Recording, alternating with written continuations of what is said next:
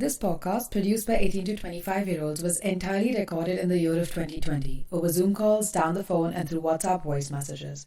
For this reason alone, audio quality may vary. Enjoy the ride.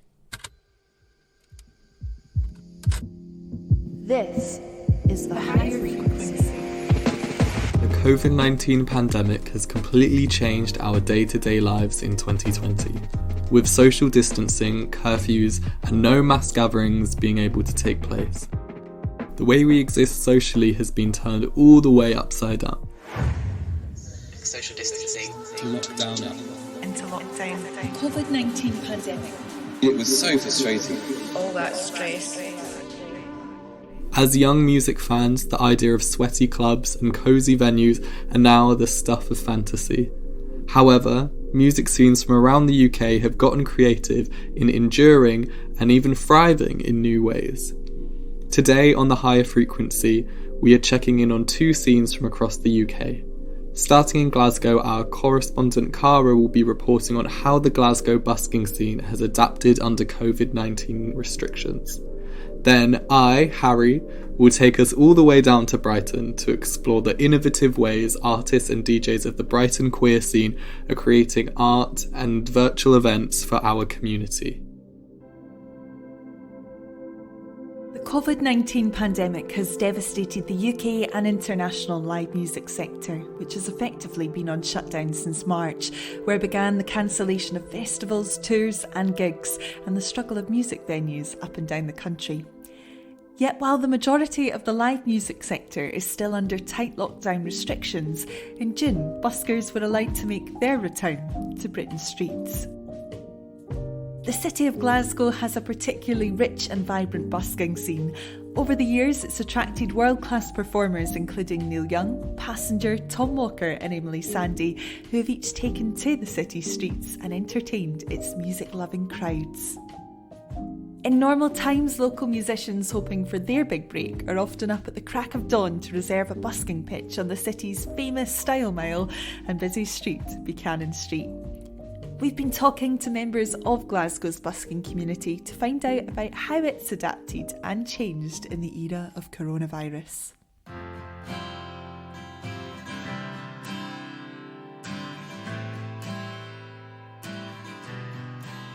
Sara and Junbug are an independent four-piece pop band from Scotland who are known for their earworm choruses and energetic live performances. Before lockdown, they'd recently supported Tom Walker and Emily Sandé, headlined the iconic Glasgow venue King Tut's and secured a slot to play at this year's Transmit Festival, which has been postponed due to the ongoing crisis. But when they're not performing with the full band, founding members Sara and Junbug can usually be heard busking on the streets of Glasgow, and last year featured on the BBC show Emily Sandé's Street Symphony. In the programme, Emily toured Scotland in search of the country's 6 best busking acts to join her and the BBC Scottish Symphony Orchestra in concert, with Sara and Junbug joining Emily on stage to perform one of her songs and one of their own. I caught up with Sara from the band to chat about how the pandemic has affected the group and Glasgow's busking scene. Sara, this was meant to be such a big year for the band. How did you feel in March when we were put into lockdown and you could no longer rely even on busking?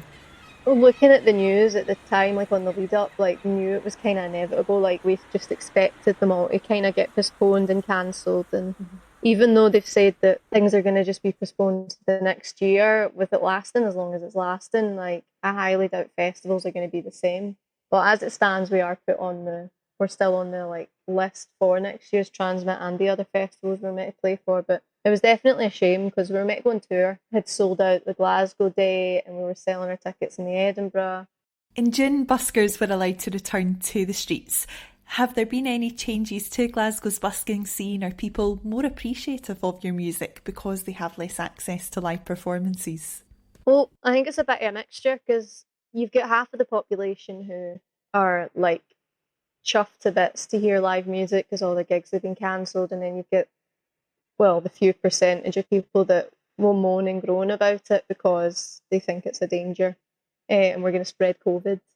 And then obviously the groups gathering, I think people are a little bit apprehensive to put change down. It's become like kind of a almost cashless society, but it's been a lot more competitive, like trying to get a spot in Glasgow because everyone doesn't have pub gigs anymore, so people are coming up from London. People are just, everybody's out with their dogs, so definitely more competitive. Glasgow's music scene is generally very competitive, and you guys often busk on Buchanan Street, where you have to be up really early to get a prime spot. So how are you finding the increased competition? Well, we've been kind of dotting about, like within limit. We've just been driving to other places because there's no point in getting up early in the morning to just get a spot. Like, the money's definitely been a lot less. People are given less, but also there's more buskers to split around, so it's just a kind of tricky time because everybody's trying to make a living. In pre-COVID London, they'd started trialling buskers using card readers. Now, with it becoming an increasingly cashless society, is that something that you guys would consider using? It's not got to the stage that we need to think about that, but there's too many complications with that, where if we had one card reader and then there's two bank accounts, and I think there would just be too much complications with it. And I like the idea that busking is people's spare change. Like, I don't really want to have people's bank details as soon as they give me a wee £2. Like, I don't know, I like the sort of, olden style busking, because that's what it's going to be now. What do you think Glasgow's busking scene will look like in the future?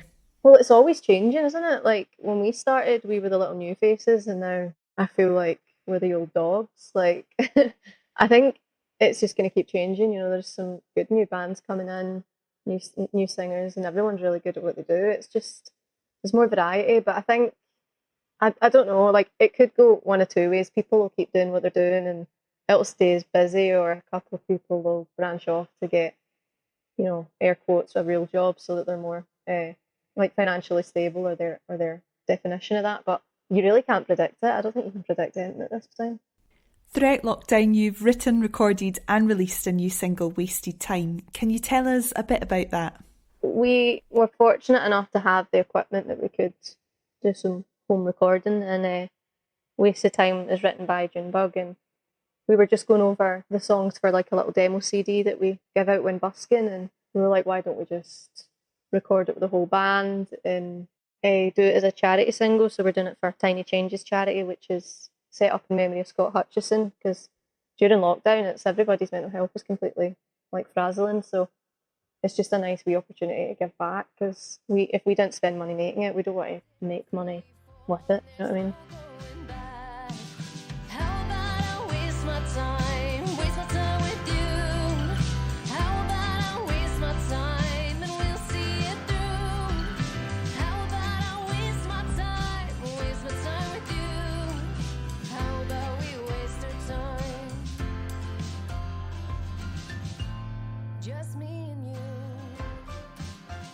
There you go, Sara and Junbug and their latest single, Wasted Time. Written, recorded and released over the lockdown period. That's available on all major streaming platforms. Now, another Glasgow musician who's had to adapt to these strange and uncertain times is Matthew Gibb.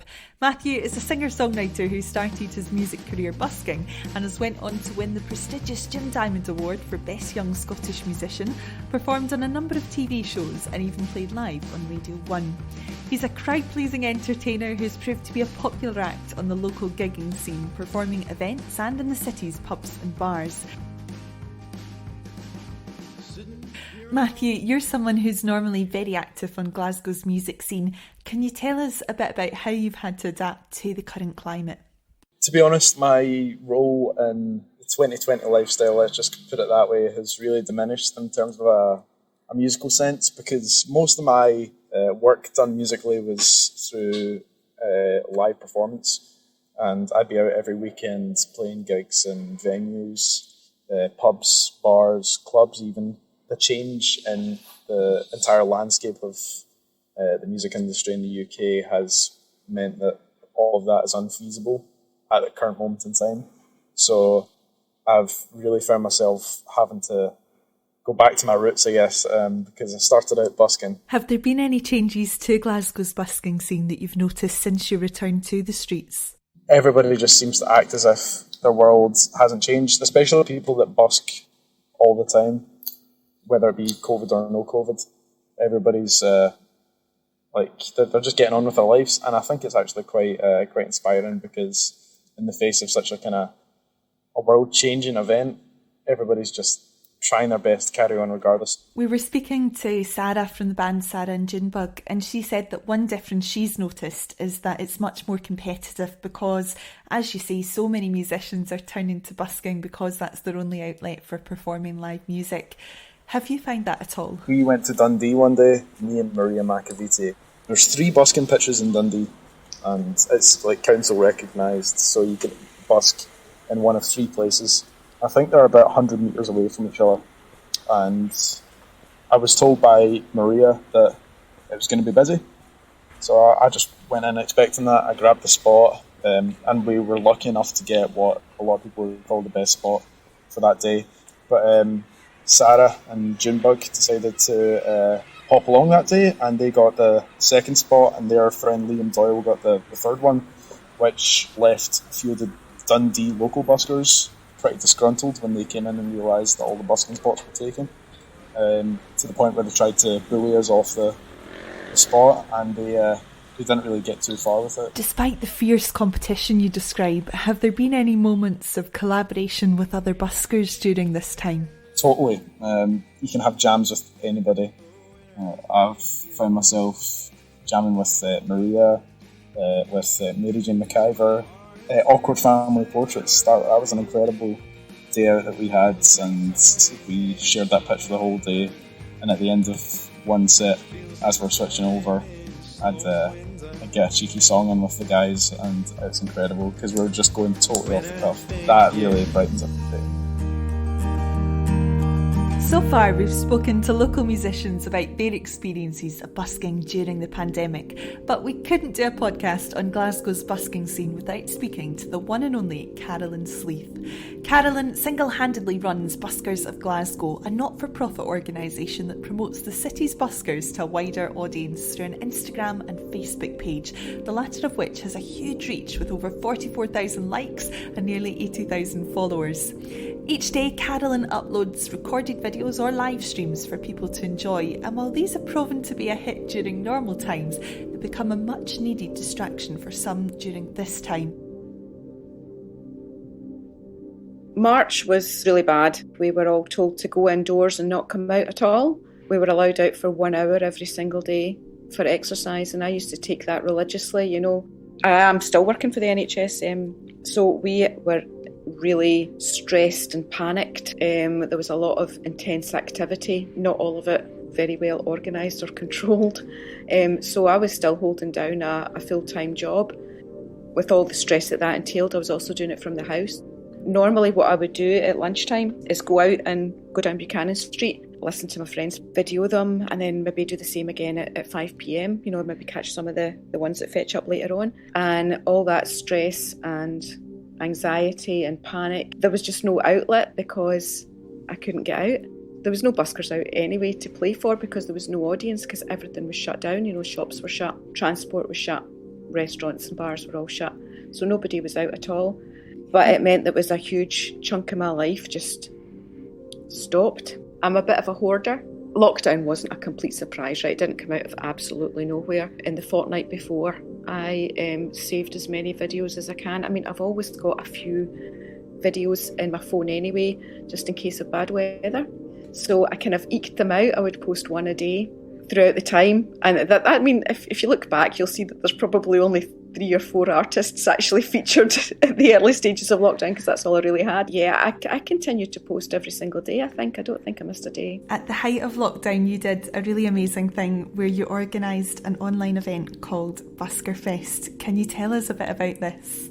I think we'd been in lockdown for just about a month. I had maintained contact with some of my best friends, some of my core group. Live streams were becoming really popular. People were just doing stuff on Facebook, doing it from their living room. We got the idea from one of the pubs, and what they did, which seemed really fair to us, which is why we copied them. They got 4 acts and they did a PayPal pool and just divided the money 4 ways that they got into the PayPal pool, and we thought, well, that's a really fair way to do things. So if we get a number of acts and have them all day, and we'll put up a PayPal pool link and we'll divide the money 10 ways, and then that way everybody is working for a common goal. We had a lot of viewers throughout the day. I think that all the buskers that were involved really enjoyed it. I mean, it was something for us to do as well, you know, like in the weeks before, we would do promotional videos and try and get as many people to come as we could, you know, promote the event and all kinds of things. And then the day of the performance, we were all really geared up for it. Everybody had a great set list. Everybody was really well prepared. Even though I was working full time, I still had huge chunks of my day where I didn't have anything to do. And back in April, we still weren't really allowed out.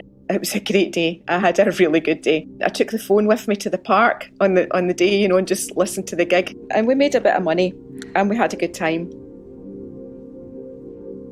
Chatting to Glasgow's buskers and Carolyn herself, it's evident that the Buskers of Glasgow organisation she runs has played an important role in supporting the city's musical talent during this difficult time. Another organisation that's doing this on a much larger and wider scale is Help Musicians. Help Musicians is an independent UK charity for professional musicians of all genres, from starting out through to retirement. They help at times of opportunity, giving people the extra support they need at a crucial stage that could make or break their career, and they also help at times of crisis. I spoke to Claire Gevaux, Director of Programme at Help Musicians, to find out about the work they've been doing since March.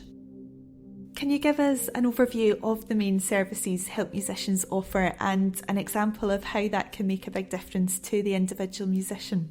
Yes, well, Help Musicians, first of all, is 99 years old. So it was set up by Edward Elgar, nonetheless, to honour the memory of a famous opera singer at a time when back in the 20s, when that person personally helped many musicians move forward in their career. So it was honouring the memory of that opera singer. And since then, we've been offering advice and help to professional musicians through creative development grants, health and welfare support, and business skills advice. So in offering all of this, it's a kind of package of support that can help musicians thrive in their lives and in their careers.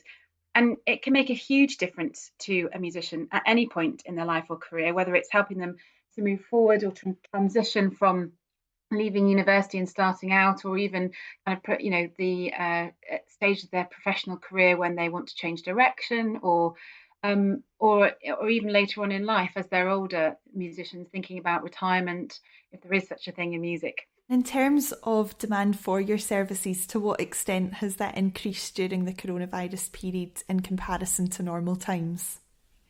That's a really important question in terms of normal time. So in a normal year, we would normally reach through our programme of support, we'd normally reach about 12,000 musicians across all of our grant programme, across all of our advice and support, whether that's through Music Minds Matter or whether it's through our funded schemes. We've seen a marked increase of about 93% in the numbers of applications we've received this year compared to the whole of last year. And we've made nearly more than 50% more awards in our creative funding to date. So that's a huge difference compared to last year. In terms of funding, we've given out nearly £11 million in financial hardship support and over £500,000 in our creative grants. So we really recognise that in these exceptional times, the majority of musicians have been left without any income since the start of lockdown back in March. And so the demand for our services has really reflected what's happened over the last 6-7 months compared to a normal year without a pandemic. How does the help that you've been able to provide compare to the demand that you've seen? The demand that we've seen is really at the very beginning was really about hardship support. So it was really about how do you respond to that initial lockdown moment when so many musicians found within a few days that their livelihoods had been cut off when live stopped being an option in terms of lockdown. So we've seen a huge demand, particularly around hardship funding and that kind of continuous support, and particularly after the first initial phase of support, which was really just to get some emergency funding out to people as quickly as possible. The second phase of our hardship support was much more longer term because it really recognised that musicians were really struggling to make ends meet and didn't have a huge amount of resource to fall back on, either through their own savings or even in certain circumstances, those who are falling through the cracks of government support. So our second phase of hardship support really focused on getting musicians from June all the way through until October So I think that kind of that difference of the majority of our funds going out this year on hardship support has definitely been because of the pandemic. Have you seen any regional differences? Have there been any specific hotspots where people are really requiring the funding? I mean, as a national charity, we reach musicians all over the whole of the UK. But I suppose, obviously, London is a hotspot with about a third of our funding for financial hardship going towards musicians who are living or working in the capital. But we're also reaching musicians in Scotland, Wales, Northern Ireland, and the reach there is comparable to the population size of those nations. In our creative funding, we've often found that the northeast, the northwest of England, with Manchester, Leeds, Liverpool, those kinds of cities being well represented in applications and also awards that we make. So I would say that those kind of bigger cities, those bigger conurbations across the UK, particularly in the northeast and northwest, but of course London, but also in the nations, Glasgow and Belfast are hotspots for us. Is there any more funding on the horizon, and what would the criteria for that be? So yes, there is funding available right now. We have our third phase of hardship funding, which is now open for new applications. So that's support for those people in the most significant financial need, which will help people all the way through until early next year, into March 2021. We also have creative funding. So we have our mobile awards for musicians, which is all about creating music from genres which represent music of Black origin. Transmission funding, which is all about the skills that you might learn from a short course or from someone else. For example, if you wanted to produce your own music or attend an online songwriting academy or get some mentoring from someone to help you navigate an important career transition, Transmission can give you that support through a grant. And also Do It Differently funding, which is a grant to release and promote your music. All of those awards come with a package of tailored business advice and support for health and welfare too, tailored to the individual.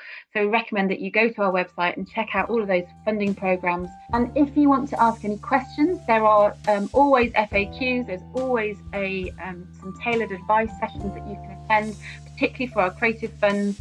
We recommend that you get in touch with the team, book yourself into a one-to-one surgery, and all the details of how to do that and how to apply, and our application forms and guidance documents are all on our website, helpmusicians.org.uk. It's clear from talking to Claire from Help Musicians and to members of Glasgow's Busking community that local music scenes up and down the country are having to find new ways to adapt to the COVID-19 restrictions. Our music journalist Harry has been tracing the effects of the pandemic on clubs in Brighton and its queer nightlife scene.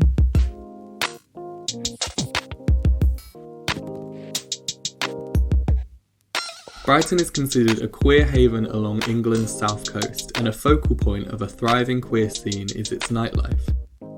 As we continue to lock down out of care and safety for one another, enduring this pandemic together, Brighton's nightlife community has had to adapt and find new ways of existing. I was fortunate enough to speak with established and emerging nightlife artists and DJs alike, talking to them about the digitisation of queer nightlife and their hopes for the future of the Brighton scene. First, I spoke to the wonderful Xandis, who makes up one half of the queer nightlife mainstay Gevaux. Hailing from Brighton and London, Gevaux plays music exclusively by women, except the iconic Soulja Boy and Vroom Vroom remix, If You Know, You Know. Women and non-binary focused nightlife is hard to come by in the UK, even in Brighton. The specific rarity of such an event has fostered a loyal community that now show up for Gevaux' virtual nights that they throw regularly on Zoom and Twitch. I spoke to Xandis about how such a space came to be and its significance in keeping the spirit of queer nightlife alive. I wanted to start by going back to March. So on the 17th of March, you announced your London party at the end of the month was to be cancelled, and then just 10 days later, you were throwing the first Gevaux virtual party. What was that adaptive process like? It's really funny thinking about it, because I think there were so many things flying around at the time that we've really tried to think what happened there, what was in our head, why did we decide to do this online and stuff. But if I cast my mind back to the 17th, by that point, me and Scarlett, who run Gevaux, we've both been social distancing for nearly a week, because we were like, clearly this isn't this is going left and they're not going to do anything anytime soon. And at that point we thought like we were going to have to cancel the party that was going to be in London at the end of the month. There had been such a big build up to that party because we've been running for 5 years now, and we've had several different venues in London, and that was like a new venue and really just like kind of fit all of the criteria that we wanted. Outside of a basement for the first time, it's accessible, like massive, like lots of bars, and just like a really lovely big dance floor for everyone to like actually be able to be together on. So we were really excited for that, and we sold loads of tickets and everyone was seeming really excited for it. So to have to cancel it was quite a blow. It was like it was kind of devastating at the time, to be honest, because it's something that we really look forward to doing, is our monthly parties. So when we were faced with that, when we like sat down and were like, okay, we're going to cancel this, what do we do now? We realized that we still wanted to kind of ride the momentum that we had, like that kind of excitement and enthusiasm that we saw from everyone who was looking forward to coming. And we just thought, how can we create a space like just like connect with people anyway? Yeah, then the official lockdown had started by that point. So it was like, okay, actually, this is even more necessary. Like, how do we feel connected to everybody again? So I think, just the time in between the announcement and the first party was just basically me figuring out the tech of everything. It's so wildly adaptive in those 10 days amidst all of the kind of COVID panic and new information. How you were able to take the energy that you had and put it into this virtual space is so admirable and meant so much to the other kind of clientele, I guess, the people attending. Like, we all really appreciated it and needed it in those early months. Speaking of that kind of momentum that Gevaux has, just over a year ago, you were featured in a wonderful article on Vice by Daisy Jones about London's queer and femme nightlife renaissance. Do you see the vibrant energy and excitement around our scene being transferable into digital spaces, or is it on pause? I think it's a combination. I think there are people who really need those spaces and want to tap into them virtually as well. And there are people who are taking this time as like a break, and maybe they don't rely on the spaces as much. But I don't think that it will lose any steam. I'm just expecting us to come back like bigger and better, like all of the scene, like everybody just coming out to see each other and just to be around each other again. And I think it's a real testament to the necessity of these kind of spaces within queer like nightlife and queer communities, to see that they've transferred online. Like they wouldn't if there wasn't a demand, if there wasn't a need, if there wasn't something that needed to be met. So I think about kind of mainstream cis heteronormative club culture, there are like lots of like DJ sets and like, but they've kind of been going anyway, like online, like kind of boiler room stuff. But the community aspect is something that I've seen more internationally, like amongst like within the queer community. So if I think about like big online club nights, they're going to be queer. I can't think of any. There, I can think of maybe a couple, but that aren't specifically queer. But it's just not the same. And so I think that the fact that people have come together in that way, and maybe, I don't know, even felt even more connected in that way. Like I've felt through Gevaux that we've been able to connect more internationally than we ever would have been, because we can't throw parties in France or or in Australia or whatever, but we've had people from all over tuning in all sorts of times of the day, just because they can finally actually get a feel of what it's like. And so even if we're disconnected in a local sense, maybe our international community or sense of community has grown, which has been incredible. Even from the jump, one of the first comments I saw on like your cancellation post for that London event was someone who lives outside of the UK, who expressed their excitement to finally attend a Gevaux event. Has there been much connectivity like this in the virtual club space? Absolutely. It's great because I think, like I said, there's obviously like, there's pros and cons to like online and in IRL spaces. I like that I say IRL now. We just spend so much of our life online. So, but there are pros and cons. And something I think has been really nice is that by doing Gevaux online, you can see people who are able to join a space on their own terms within their own space that they're comfortable in. So if it's in their bedroom, if it's in their living room, if it's away from people that they live with, maybe they're not out to, they're still able to tune in and plug into something. And it kind of like has felt like a bit of a sandbox for a lot of people too, I think. I mean, it's hard as the DJing. You can't like get involved in the chat and stuff as much, but you can still see people who, you know, maybe are a bit shy and then they come back and they keep coming, and maybe that's like a lot of people's first foray into tapping into, you know, queer spaces like in that way. So that's going to be a nice thing. It's like, it's not as scary or punitive to try and to just log on to a Zoom, and then instead of having to take yourself somewhere by yourself sometimes and you know, try and enjoy the space. So that's kind of cool.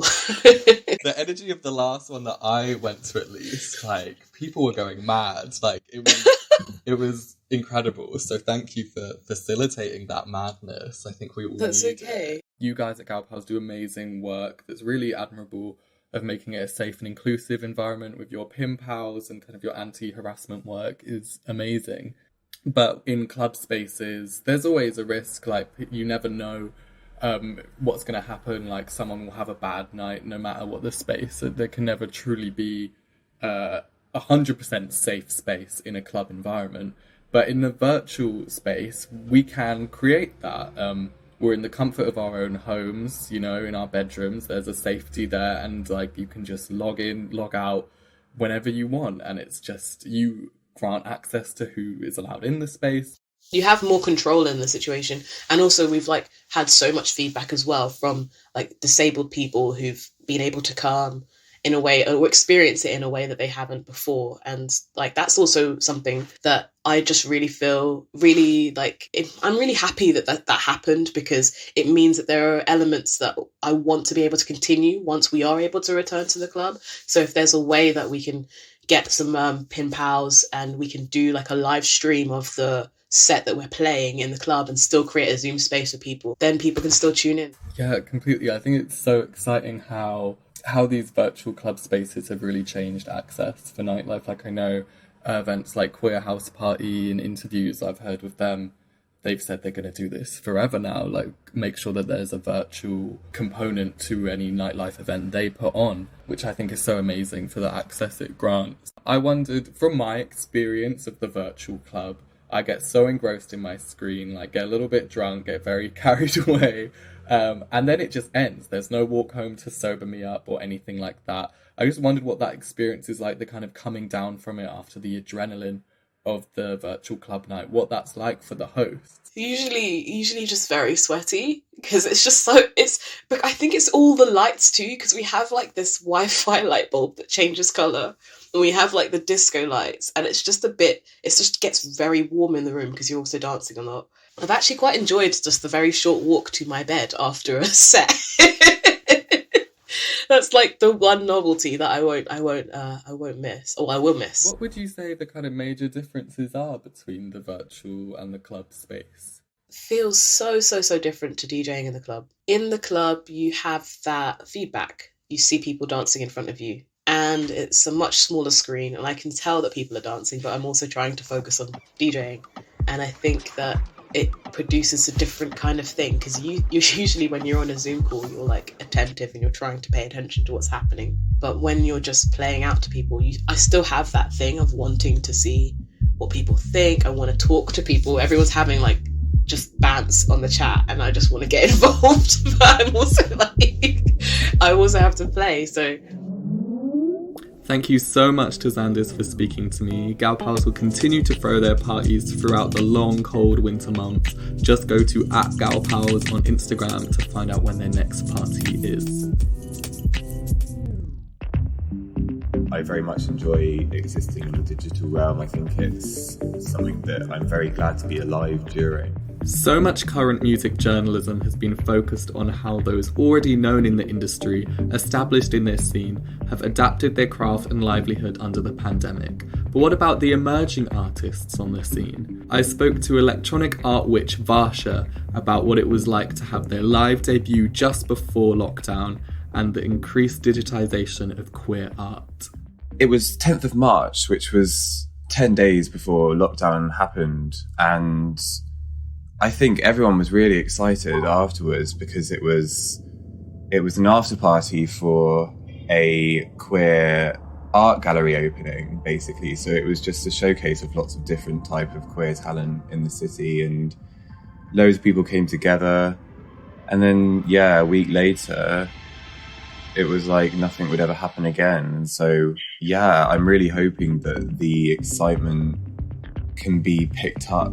Do you think it's going to return queer nightlife with like the utmost energy? I think it will return with the utmost energy as long as everyone keeps this momentum going and remembers how important it is, because no matter how much nightlife is suffering because of this, I feel that queer nightlife is going to suffer tenfold because of how hard it is to get an actually queer venue. A lot of the time, you're hiring a venue for an event, but the venue itself isn't necessarily very kind of LGBTQ plus inclined. The nightlife in Brighton needs to be more queer. It's what we need as a queer community, because so much of it is commercialised and branded for the tourists that come here for the weekend. I think that, we need to take more ownership of the nightlife here, and give more opportunities, give more platforms to all the undiscovered talent, which I guess is what Figurations was back in March, and will continue to be if it carries on, which I really hope it does. As a kind of an emerging act and artist, I wondered how you're finding and coping with lockdown, because obviously for people with platforms and things, they can kind of adapt to virtual club spaces. What's it like for someone who had their kind of debut, and then how has that influenced your creative process and what you've been able to do next? I mean, it was so frustrating at first, and I tried not to think about it too much, but I ended up seeing it as more of a blessing in the sense of, okay, I've done my first live show, but now I have months to perfect that moment for when I can finally properly do it again. Without a platform or like a big following, it does feel kind of pointless doing kind of online live stuff all the time. So what I'm doing now is kind of really honing in on my voice, my style, and just developing loads of different techniques and just being more comfortable in a live setting, so that when that happens next, I'm going to be much more confident and I won't just spend the whole time kind of staring down whilst performing, and I can actually kind of incorporate queer performance into what I make, as opposed to just sort of like playing the keyboard, playing drum pads. It would be nice to actually, feel a bit more loose and comfortable on the stage. Does your work feel largely affected by lockdown, or is existing primarily in the digital a place you want to be? I think that's kind of how I began, was existing in a digital space. I kind of carved a space for myself online and just sort of sat there and decorated it almost. I'm quite DIY in the way I work, so I'll only like rely on someone if I'm like obsessed with them and I have to have them work with me. Other than that, I will always try and find a way to do something myself.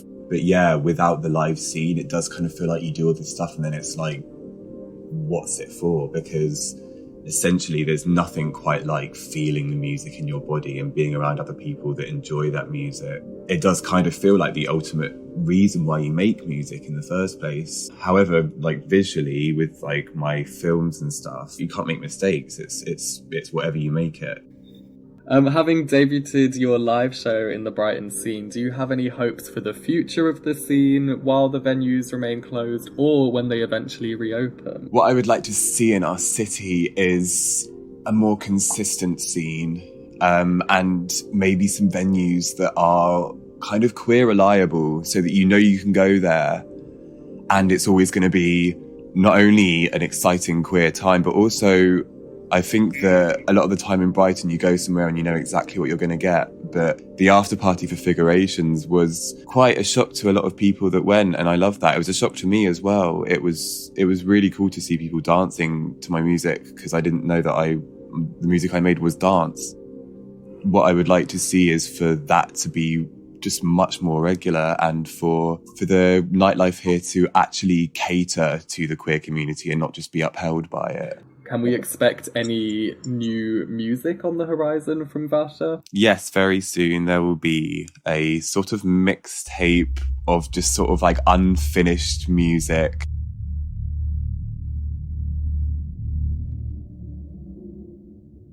Sort of snippets and demos kind of stitched together to make a sort of 17-minute piece of music.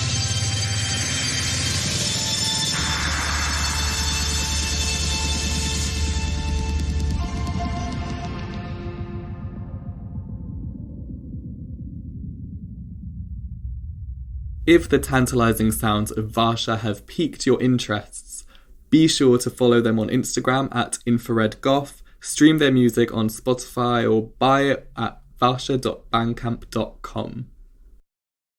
Being able to glimpse back into queer nightlife spaces has provided a much-needed escape for me during lockdown, making me very grateful for Brighton's scene and its individual artists.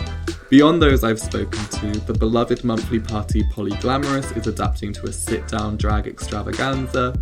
A Little Mixed drag troupe has been formed by some of the city's most beloved queens, and artists such as Xandis and Vascha continue to make space and work with our community in mind. Whether it's emerging artists or nightlife mainstays, the queer nightlife community continue to show its resilience and versatility here in Brighton. Up and down the UK, the COVID pandemic of 2020 has affected the music industry in a vast number of ways. But looking to the future, we hope that people will gain a greater appreciation for local music scenes and hopefully strive to support them further after the pandemic. I've been Kara Conway. Thanks to our journalist, Harry Lindsey. This episode was produced by Jack Davenport. This was a youth music podcast led by Femi Oriogon-Williams from Boldface. Thanks to Notion Magazine for being the official media partner of this podcast. Next time on The Higher Frequency. In each of the issues that we're facing right now, and each of these social justice issues that we're trying to address, you're essentially asking the people in power to give away that power for no other reason than, you're appealing to their humanity. And that's hard. That's hard. And a lot of people aren't ready to do that. You're asking for a lot of maturity, and particularly because of the capitalist ideals that we've all been grown up on.